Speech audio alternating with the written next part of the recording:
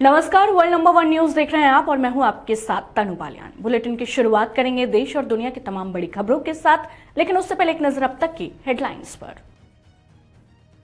PM Modi का UK और मालदीव दौरा, ब्रिटेन में ऐतिहासिक व्यापार समझौते पर हस्ताक्षर, मालदीव में गर्मजोशी से स्वागत और द्विपक्षीय रिश्तों में नया मोड़। लोकसभा में विपक्ष का हंगामा, महंगाई, बेरोजगारी और मणिपुर हिंसा को लेकर जोरदार विरोध, कार्यवाही बार बार स्थगित हुई। उत्तर भारत में भारी बारिश का कहर जारी, दिल्ली, उत्तराखंड और हिमाचल में बाढ़ जैसे हालात, यमुनोत्री हाईवे फिर हुआ बंद। सरकार ने पेश किया नया एमएसएमई राहत पैकेज, छोटे कारोबारियों को मिलेगा कम ब्याज पर लोन और टैक्स में छूट। पेरिस ओलंपिक 2025 की रंगारंग शुरुआत, आज से दुनिया भर के खिलाड़ी तैयार, भारत की निगाहें शूटिंग और बैडमिंटन पर। चलिए रुक कर लेते हैं खबरों का। प्रधानमंत्री नरेंद्र मोदी 2 दिन के दौरे पर मालदीव पहुंच गए हैं। उनका स्वागत करने के लिए राष्ट्रपति मोहम्मद मुइज़्ज़ो ने एयरपोर्ट पर पहुंचे। दोनों नेताओं ने एक दूसरे को गले भी लगाया। एयरपोर्ट पर पीएम मोदी के स्वागत में स्थानीय कलाकारों ने पारंपरिक नृत्य भी किया। मोदी ने यहां भारतीय समुदाय के लोगों से मुलाकात की और भारतीय मूल के बच्चों की डांस परफॉर्मेंस भी देखी। संसद के मॉनसून सत्र के 5वें दिन विपक्ष ने बिहार वोटर वेरिफिकेशन मुद्दे पर संसद परिसर में विरोध प्रदर्शन किया। विपक्षी सांसदों ने गांधी प्रतिमा से लेकर मकर द्वार तक पैदल मार्च निकाला। इसमें राहुल गांधी, प्रियंका गांधी और मल्लिकार्जुन खड़गे भी शामिल हुए। मकर द्वार पहुंचने पर राहुल, प्रियंका सहित विपक्ष के सांसदों ने स्पेशल इंटेंसिव रिवीजन यानी कि SIR लिखे पोस्टर फाड़ दिए, उन्हें प्रतीकात्मक डस्टबिन में डाला। साथ ही मोदी सरकार हाय हाय के नारे भी लगाए। केंद्र सरकार ने शुक्रवार को अश्लील कंटेंट प्रसारित करने वाले 25 OTT प्लेटफॉर्म पर बैन लगा दिया। सरकार का कहना है कि ये ऐप्स एंटरटेनमेंट के नाम पर अश्लील और आपत्तिजनक वीडियो पेश कर रहे थे। सरकार ने नोटिफिकेशन जारी कर इंटरनेट सर्विस प्रोवाइडर यानी कि ISP को इन OTT ऐप्स वेबसाइट्स को ब्लॉक करने को कहा। बैन ऐप्स में ALTT, उल्लू जैसी, फ्लिक्स जैसी फेमस प्लेटफॉर्म भी हैं। ALTT ऐप अप्रैल 2017 में फिल्म और टीवी प्रोड्यूसर एकता कपूर ने लॉन्च किया था। वहीं उल्लू ऐप को IIT कानपुर से ग्रेजुएट विभू अग्रवाल ने 2018 में बनाया था। राजस्थान के झालावाड़ में सरकारी स्कूल की बिल्डिंग का हिस्सा गिरने से 7 बच्चों की मौत हो गई। वहीं 28 घायलों में से 9 की हालत गंभीर है। मनोहर थाना ब्लॉक के पिपलोदी सरकारी स्कूल की क्लास में शुक्रवार सुबह बच्चे बैठे हुए थे, तभी कमरे की छत ढह गई और 35 बच्चे दब गए थे। ग्रामीणों ने तत्काल मौके पर पहुंचकर मलबा हटाकर बच्चों को निकाला और अस्पताल में भर्ती कराया। मनोहर थाना हॉस्पिटल के अनुसार 5 बच्चों की मौत मौके पर ही हो गई थी, वहीं 2 ने इलाज के दौरान दम तोड़ दिया। हादसे को लेकर राष्ट्रपति द्रौपदी मुर्मू, प्रधानमंत्री नरेंद्र मोदी, मुख्यमंत्री भजनलाल शर्मा ने दुख जताया है। भाजपा सांसद जगदंबिका पाल ने संसद के मॉनसून सत्र की कार्यवाही स्थगित होने पर कहा, पूरा सप्ताह बर्बाद हो गया, चाहे वो SIR मुद्दा हो या कोई अन्य मामला। स्पीकर साहब ने खुद कहा कि मैं सरकार के प्रतिनिधियों को बुलाने के लिए तैयार हूं, किसी भी विषय पर हम चर्चा के लिए सहमति बनाने के लिए तैयार हैं। नहीं, फिर क्यों पूरा वीक वॉश आउट हो गया? और SIR के मुद्दे पे भी या कोई और मुद्दा हो, आपने देखा खुद स्पीकर साहब ने कहा कि मैं सरकार के प्रतिनिधियों को बुलाने के लिए तैयार हूं आपके साथ, और किसी विषय पे चर्चा के लिए हम सहमति बनाने के लिए तैयार हैं। लेकिन सदन चलने दे। क्वेश्चन और आपका, ऑनरेबल स्पीकर अगर इस बात की पहल कर रहे हैं, पार्लियामेंट्री अफेयर्स मिनिस्टर किरण रिजिजू जी, MOS अर्जुन राम मेघवाल जी, अगर वो दोनों लोग leader of opposition Rahul Gandhi से मिल करके कह रहे हो कि डेडलॉक खत्म होना चाहिए, अगर वो मिल के मल्लिकार्जुन खड़गे से कह रहे हैं कि ये डेडलॉक खत्म होना चाहिए, इससे बड़ी पहल क्या हो सकती है? लेकिन ये सोची समझी रणनीति है। आखिर 16 घंटे ऑपरेशन सिंदूर पे हुआ है, SIR पे भी आप चर्चा कर सकते हैं। जब सरकार कह रही है, स्पीकर साहब कह रहे हैं, तो फिर ये पूरा वीक वॉश आउट किया। लेकिन एक तरफ तेजस्वी यादव क्या कह रहे हैं कि हम सदन नहीं चुनाव का बहिष्कार कर सकते हैं। ये तो पहली बार देख रहा हूँ कि पार्लियामेंट्री डेमोक्रेसी में पॉलिटिकल आदमी चुनाव के बहिष्कार की बात करे, उसको पार्लियामेंट्री डेमोक्रेसी में भरोसा ना हो। ये तो कभी जम्मू कश्मीर में नक्सलाइट्स करते थे, आतंकवादी बहिष्कार की बात करते थे या माओवादी करते थे, लेकिन पहली बार पार्लियामेंट्री डेमोक्रेसी में चुनाव के बहिष्कार की बात इनको देखा। तो इससे साफ नहीं, SIR क्या है, ये लड़ाई किस लिए लड़ रहे हैं? ये लड़ाई रोहिंग्या, बांग्लादेशी, अगर कोई गैर कानूनी जो इस देश का वोटर नहीं हो सकता, क्या वो बिहार की सरकार चुनेगा, वो बंगाल की सरकार चुनेगा, वो देश की चुनेगा? सवाल नहीं उठता है। आज जो भी 18 साल का भारत का नागरिक है, हिंदू हो, मुसलमान हो, दलित हो, गरीब हो, वो वोटर बनेगा। भारत का हर नागरिक को अधिकार होगा। लेकिन अब ये लड़ाई SIR की नहीं, ये लड़ाई केवल रोहिंग्या बांग्लादेशी की है। प्रधानमंत्री नरेंद्र मोदी के भारत के दूसरे सबसे लंबे समय तक सेवा करने वाले प्रधानमंत्री बनने पर सीएम पुष्कर सिंह धामी ने कहा, मैं हमारे प्रधानमंत्री नरेंद्र मोदी को हार्दिक बधाई और शुभकामनाएं देता हूं, जिन्होंने स्वतंत्र भारत के इतिहास में प्रधानमंत्री के रूप में दूसरा सबसे लंबा कार्यकाल पूरा कर लिया है। उनके नेतृत्व में देश तेजी से आगे बढ़ रहा है। आज़ाद भारत के इतिहास में प्रधानमंत्री के रूप में दूसरा सबसे लंबा कार्यकाल पूरा करने वाले आदरणीय प्रधानमंत्री श्री नरेंद्र मोदी जी को, जो जन गण मन के नायक हैं, उनको मैं देवभूमि उत्तराखंड की जनता की ओर से बहुत बधाई देता हूं, शुभकामनाएं देता हूं। उनके नेतृत्व में आज देश तेज़ी से आगे बढ़ रहा है। विश्व के अंदर भारत की एक अलग पहचान विकसित हो रही है। अंत्योदय को सिद्धांत को लेकर अंतिम छोर में खड़े हुए व्यक्ति तक विकास की धारा पहुंचाने का काम हुआ है। भारत को पुनः विश्व गुरु के रूप में स्थापित करने के लिए उन्होंने जो परिश्रम किया है, परिश्रम की पराकाष्ठा की है, आज पूरे देश के अंदर और दुनिया के अंदर यह दिखाई दे रहा है। और मैं उनको नए भारत का निर्माता कहूँ तो ये कोई अतिशयोक्ति नहीं होगी। इस प्रकार से हर क्षेत्र में नई नई योजनाओं के माध्यम से, नवाचार के माध्यम से, साइंस एंड टेक्नोलॉजी के क्षेत्र में हो या इनोवेशन के क्षेत्र में हो या नए ऐतिहासिक निर्णय लेने हों, सभी में एक नया कीर्तिमान स्थापित हुआ है। और विकसित भारत के सूत्र को भारत और दुनिया के सामने, और दुनिया के सामने भारत का लक्ष्य तय करके कि 2047 तक विकसित भारत बनेगा, सच में ये हम सब का सौभाग्य है, भारतवासियों का सौभाग्य है कि उनका नेतृत्व आज देश को प्राप्त हो रहा है। मैं भगवान से प्रार्थना करता हूँ, भगवान बद्री विशाल से, बाबा केदार से, उत्तराखंड के सभी देवी देवताओं की तरफ से कि वो स्वस्थ रहें, दीर्घायु हों और दीर्घ काल तक उनका नेतृत्व देश को प्राप्त होता रहे। महाराष्ट्र से खबर आपको बता दें, शिवसेना यूबीटी नेता संजय राउत ने राजद नेता तेजस्वी यादव के चुनावों का बहिष्कार संबंधी बयान पर कहा, जिस तरह ये लोग चुनाव के दौरान नई नई रणनीति बनाकर घोटाले करते हैं, किसी न किसी को तो आम चुनाव का बहिष्कार जैसा कदम उठाना ही होगा। ये एक अच्छा विचार है और इसे पूरे देश में जाना चाहिए, तभी चुनाव आयोग की चल रही घोटाला आधारित नीतियों पर रोक लगेगी। जिस तरह से ये घोटाले चुनाव में करते हैं, नई नई स्ट्रैटेजी लाकर, तो किसी को न किसी को ये स्टेप लेनी पड़ेगी कि हम चुनाव बायकॉट करेंगे। ये विचार अच्छा है, पूरे देश में ये विचार जाना चाहिए, तभी ये चुनाव आयोग की जो चल रही है ना सब घोटाले की नीति, उसको रोक लगी।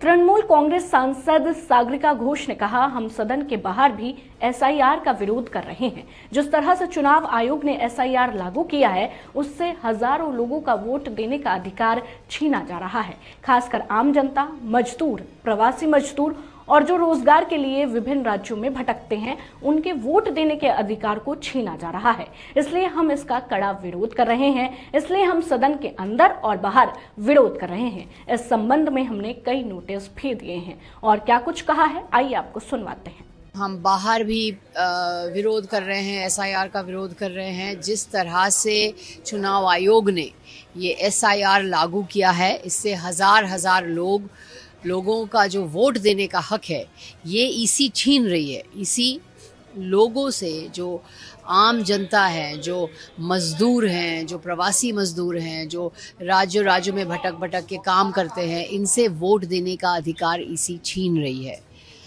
तो इसीलिए हम इसका विरोध कर रहे हैं, सख्त विरोध कर रहे हैं। सदन के अंदर, सदन के बाहर हमने काफ़ी सारे नोटिस भी दिया है और हम खास करके ऑल इंडिया तृणमूल कांग्रेस की तरफ से जो बांग्ला भाषी के ऊपर जो अत्याचार हो रहा है, जो बांग्ला भाषी के ऊपर आक्रमण हो रहा है, हम समझते हैं कि इसका सख्त विरोध होना चाहिए। उसका सख्त विरोध हम कर रहे हैं। ये एक बंगाल का अपमान है और बंगाल के ऊपर एक अपराध है जो बीजेपी कर रही है। जिस तरह से सब बांग्ला भाषी प्रवासी मजदूर है, जिनके पास कागज़ पत्र है, जिनके पास नागरिक होने का प्रमाण है, फिर भी उनको अत्याचार किया जा रहा है। उनको पकड़ के डिटेंशन कैंप में ले जा रहे हैं, बीएसएफ के हाथ में दे रहे हैं, बीएसएफ धकेल के उनको बांग्लादेश में भेज रहे हैं। तो ये नहीं चलेगा, इसका हम विरोध करेंगे, सख्त विरोध करेंगे, सदन में उठाएंगे, सदन के बाहर उठाएंगे। पटना से खबर आपको बता दें, बिहार विधानसभा में मॉनसून सत्र के आखिरी दिन भारी हंगामा हुआ। विपक्ष द्वारा काले कपड़े पहने जाने पर मुख्यमंत्री नीतीश कुमार ने कहा, ये किस तरह के कपड़े पहने हैं, आप ई कभी पहनते थे, और क्या कुछ कहा है आइए आपको सुनवाते हैं। तो जरा देख लीजिए सबका कपड़ा कैसा पहने हुए है। ये जितना सब पटिया एक दूसरे के साथ है, सब एक ही तरह का कपड़ा पहने हो। आज तक दूसरे साल कभी एक दूसरे तरह से नहीं निकले थे, अब अभी अपना एक ही तरह का कपड़ा पहने हो, इसी तरह से कर रहे हो। तो एक बात तो क्लियर कट आ गया। अरे क्या है, आप भी कभी पहने थे, ये कपड़वा पहन के आते थे, वो उनको छोड़ दो। बाकी ज्यादातर लोग जो चल रहे हैं आप, ये हम रोज देख रहे हैं आप लोग को। ये लोग भी जो है, ये सब अलग अलग पार्टी वाले लोग। तो आप लोग एक दूसरे के साथ मिलके आप यही काम कर रहे हैं, उल्टा पुल्टा और कोई काम नहीं। आपको मालूम है सरकार ने कितना काम किया है और कितना चारों तरफ लोगों को फायदा हो रहा है, हर तरह से किया गया है। अब आप लोग अपना ऐसे ही आपको बता दिया है कि ऐसा ही कपड़ा पहन लो, तो आप लोग तब यही हाल हो गए। आज तक कभी नहीं था, यही देख लीजिए, तब यही कर रहा है। इसीलिए कोई दिन नहीं, अरे एक आध बार होता था, बाकी दिन सब लोग होता था। आप लोग अपने स्थान पे जाइए, प्रश्नकाल होने दीजिए ना। प्रश्नोत्तर काल तो आप ही का है, आपके मेंबर का भी है। और आज अंतिम दिन है, मौसम भी ठंडा है, तब गर्मी इतनी क्यों हो रही है? बैठ जाइए अपने स्थान पे जाइए, अपने स्थान पे जाइए, टेबल मत उलटिए। अंतिम दिन नहीं करिए ऐसा काम। सब लोग देख रहे हैं, बच्चे भी देखने आए स्कूल से, देख रहे होंगे आपको। क्या सोचेंगे, क्या कहेंगे, इसका विचार करिए। अपने स्थान पे जाइए, बैठ जाइए। अब सभा की कार्रवाई 2 बजे दिन तक के लिए स्थगित की जाती है।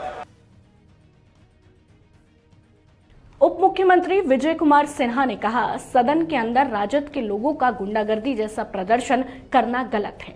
भाजपा के लोग कभी ऐसा माहौल नहीं बनाते। उत्तेजना फैलाकर सदन की कार्यवाही बाधित करना ठीक नहीं है।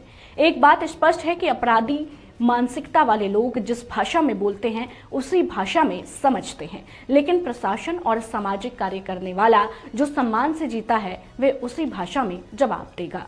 ये वातावरण बनाना पड़ रहा है।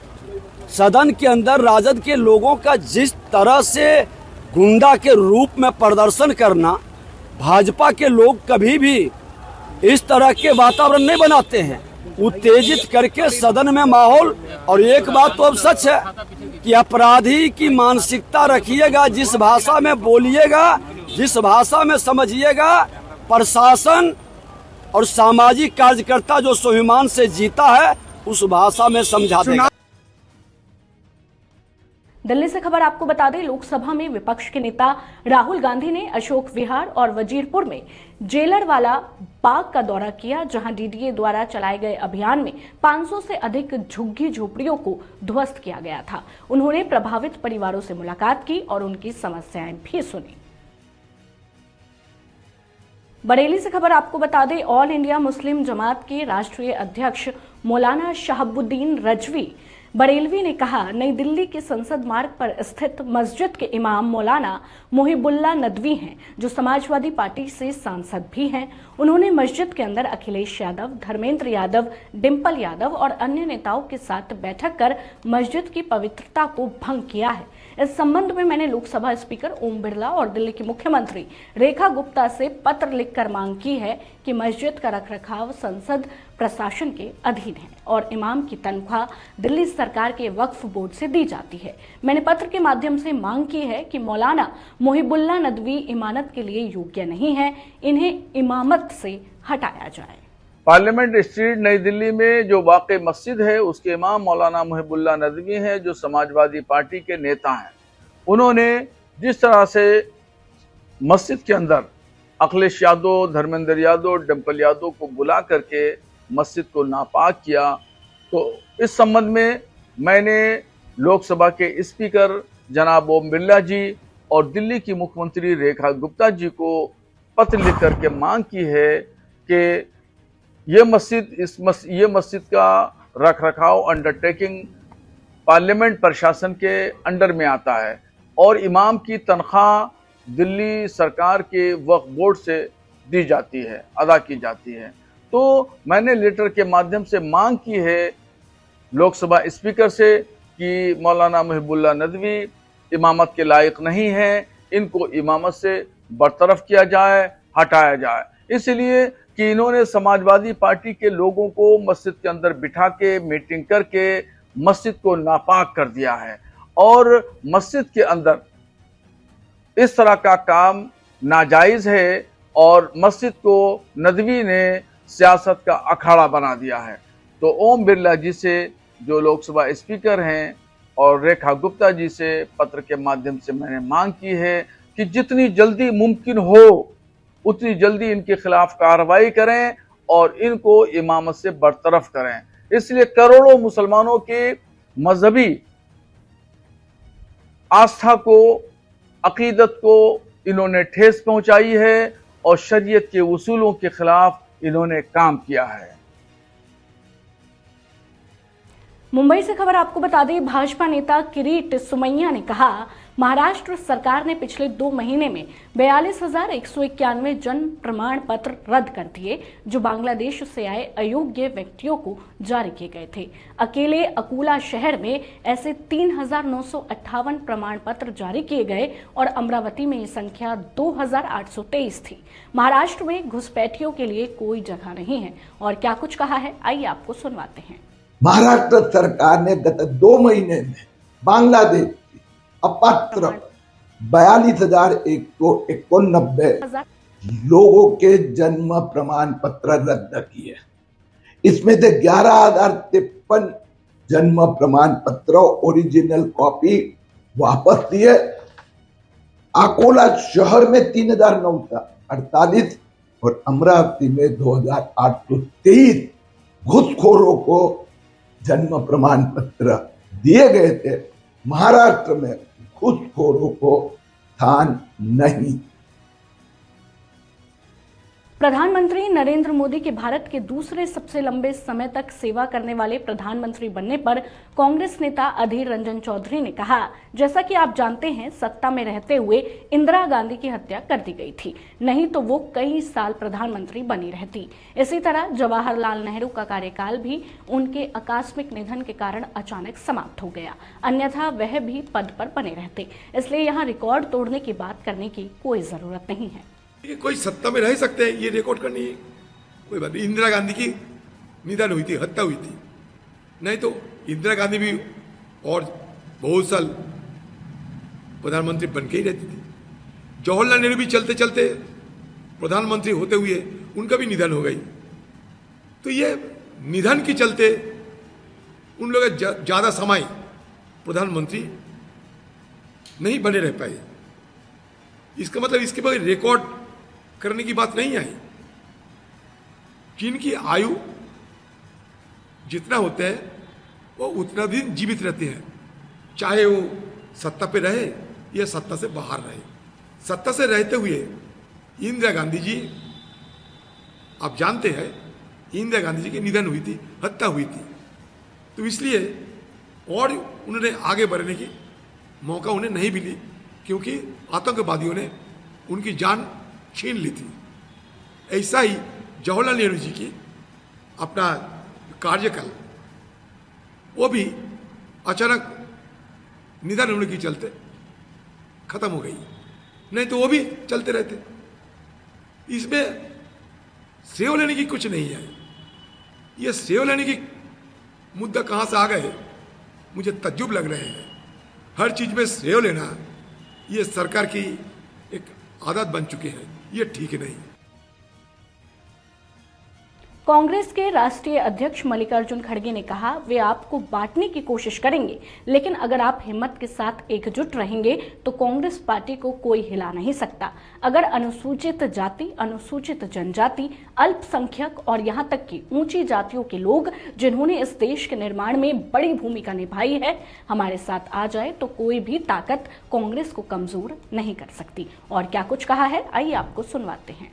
वो लोग तुमको डिवाइड करेंगे, आप हिम्मत के साथ एक होकर अगर SC, ST, माइनॉरिटीज और अपर कास्ट के भी जो जैसे देश को बनाने में भी बहुत से लोग थे, ऐसे लोग हमारे साथ अगर जुड़ गए तो कांग्रेस पार्टी को कोई हिला नहीं सकता।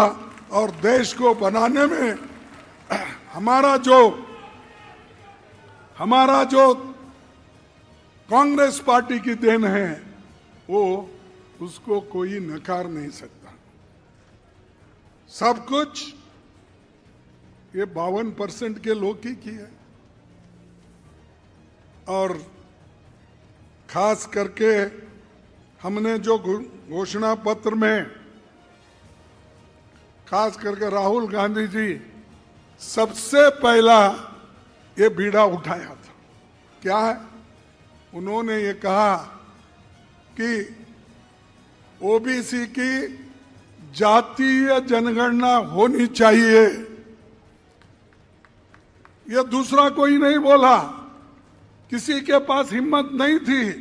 सिर्फ एक ही आदमी घोषणा पत्र में भी कहा और खुले आम सबको उन्होंने कह रहा है। तो ऐसे लोगों के साथ जाना चाहिए। किनका साथ जाना?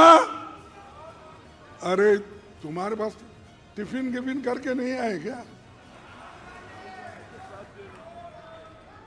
अरे राहुल गांधी का साथ दो, देंगे ना? जो देने वाले हाथ उठाओ।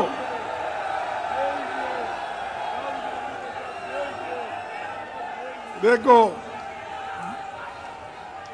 जो आदमी अपर कास्ट का होके अगर बैकवर्ड्स को साथ देता है, उनके वजह से गालियां खाता है, शेड्यूल कास्ट के लोगों को सपोर्ट करता है, दीन दलितों को सपोर्ट करता है, तो उसका साथ नहीं देंगे तो किसका देंगे? वाराणसी से खबर आपको बता दें, प्रदेश कांग्रेस अध्यक्ष अजय राय ने कहा, आज चुनाव आयोग जिस तरह से सरकार के साथ मिलीभगत करके काम कर रहा है, उससे देश की जनता बेहद ही चिंतित है। आम नागरिक, आज के मतदाता देश की परवाह करने वाले बेहद चिंतित और व्यथित है। अब ये मैं समझता हूँ कि इंडिया गठबंधन के वरिष्ठ नेता इस पर निर्णय लेंगे, पर जो आज सरकार से मिलजुल कर जो आयोग कर रहा है, मैं समझता हूँ कि इससे ये पूरे देश के लोग बहुत चिंतित हैं। पूरे आम नागरिक जो आज मतदाता हैं, जो राष्ट्र सोचते हैं, वो लोग बहुत चिंतित हैं, परेशान हैं। तो इकट्ठे होंगे सारे लोग अब इसके विरुद्ध? निश्चित तौर से इकट्ठे ही हैं, कहना है सब लोग इकट्ठे हैं और सब चाहते हैं कि लोकतंत्र की रक्षा हो और जो हमारा देश है वो दिन प्रतिदिन आगे बढ़े, न कि इनके चंगुल में पूरी तरीके से देश बर्बाद हो, देश पूरी तरीके से बिखरे। अयोध्या से मानवता को झंझोर देने वाली घटना सामने आई है। यहाँ एक बुजुर्ग महिला को घर वाले सड़क किनारे छोड़कर चले गए। बुधवार रात करीब 2 बजे एक युवक और 2 महिलाएं ई-रिक्शा से बुजुर्ग महिला को लेकर पहुंची। बुजुर्ग को हाथ से उठाकर सड़क किनारे लिटा दिया। लौटते वक्त एक महिला ने बुजुर्ग को चादर भी ओढ़ा दी। फिर दूसरी महिला आई, उसने चेहरे से चादर हटा दी। फिर तीनों ई-रिक्शा से वापस चले गए। ये पूरी घटना वहां लगे एक सीसीटीवी में कैद हो गई। बुजुर्ग महिला सुबह तक वहीं पड़ी रही। हरियाणा के सीएम नायब सिंह सैनी ने दिल्ली में कहा, मैंने आज केंद्रीय गृह मंत्री अमित शाह से मुलाकात की है। मैंने उन्हें बताया कि हरियाणा तीनों आपराधिक कानूनों को लागू करने के लिए तैयार है। कई अन्य मुद्दों पर भी चर्चा हुई। हम हरियाणा सीईटी परीक्षा आयोजित करने के लिए पूरी तरह से तैयार है। और क्या कुछ कहा है नायब सिंह सैनी ने, आइए आपको सुनवाते हैं। आज आदरणीय अमित शाह जी से मिलना हुआ है। जो 3 क्रिमिनल लॉज हैं, हमने हरियाणा ने उसकी पूरी तैयारी कर ली है। माननीय अमित शाह जी को मैंने उनसे अवगत कराया कि हमारी पूर्ण तैयारी है। जो ही कार्यक्रम मिलेगा हरियाणा कराने के लिए तैयार है। और भी कई विषयों पर हरियाणा को लेकर के चर्चा हुई है। हमारा जो किशऊ बांध है, किशऊ बांध को लेकर के भी आदरणीय अमित शाह जी से चर्चा की है। और हरियाणा में क्या क्या कार्य चल रहे हैं उनसे भी अवगत कराया है। सीटी एग्जाम की आप लोगों ने तैयारी की और सर इस पर देखने को मिला है कि हरियाणा सरकार ने एक्सटेंसिवली बसें भी लगाई हैं, 1-2 एप्लीकेशन भी पहुंच गई। और एक होता है ना कि हरियाणा में कोई ना कोई छुपा रूस ही जाता है, किसी की छूट भी हो तो आपने कोई छुपा रूस है तो नहीं? छुपाना रूस से उसके लिए व्यवस्था कर रखी है ताकि हमारे बच्चों को सीईटी का बड़ा पेपर है, लाखों की संख्या में बच्चे इधर से उधर जा कर के वो अपना पेपर देने वाले हैं। हमने बच्चों को कोई पेपर देने में दिक्कत या जुम्मस न आए, उसके लिए हमारी पूर्ण तैयारी है। 26 और 27 तारीख को बच्चे सीईटी का पेपर देंगे और हमने व्यवस्थाएं पूरी दुरुस्त कर ली है।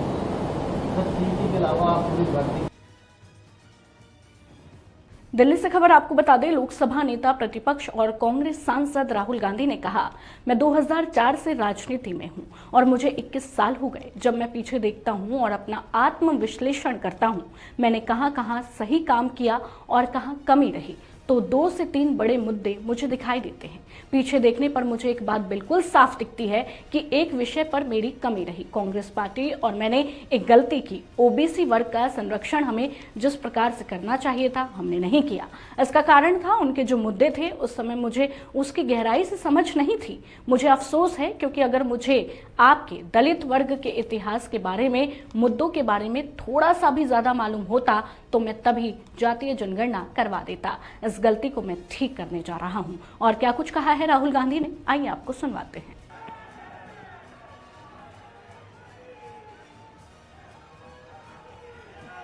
अब मैं 2004 से राजनीति कर रहा हूं और 21 साल हो गए। और जब मैं पीछे देखता हूं और एक प्रकार से अपनी सेल्फ एनालिसिस करता हूं,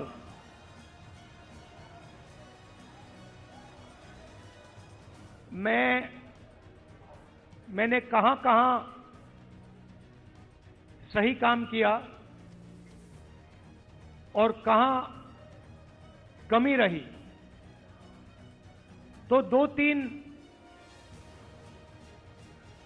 बड़ी इश्यूज दिखती हैं मुझे। जमीन अधिग्रहण बिल किया,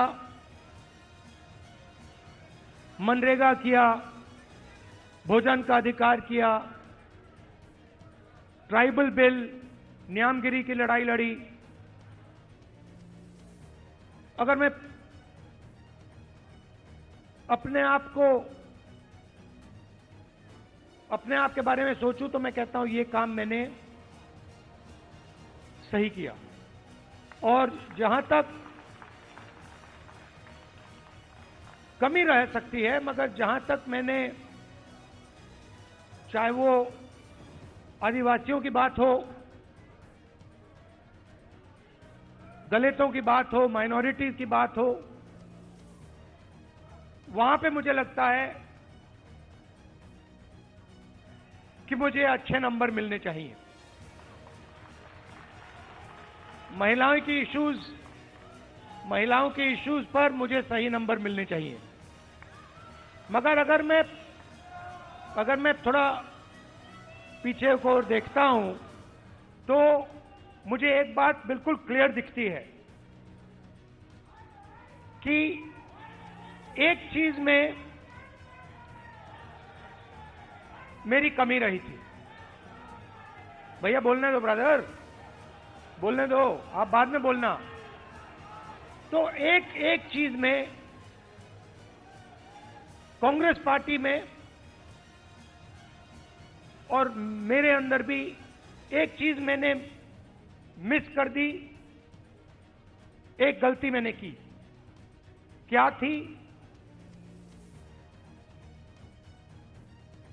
जो ओबीसी वर्ग है उसका जिस प्रकार से मुझे प्रोटेक्शन करना था मैंने नहीं किया।